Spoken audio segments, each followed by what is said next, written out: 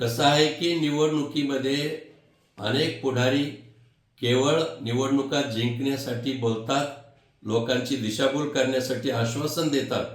पण राज्याचे मुख्यमंत्री आमचे नेते देवाभाऊ यांचं काम निराळंच आहे. ते बोलतात ते करूनच दाखवतात.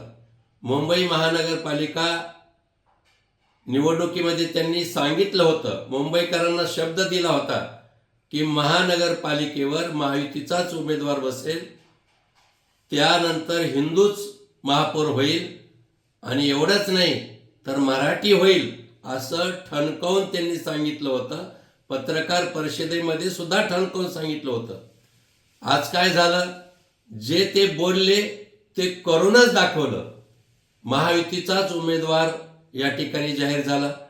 त्याचबरोबर उमेदवार हिंदू दिला आणि उमेदवार मराठीच दिला. जी उमेदवारी आमच्या नेत्या ऋतुताई तावडे यांना दिली. यावरून तरी आता विरोधकांनी लक्षात घ्यावं की देवाभाऊ जो बोलता वो करके दिखाता.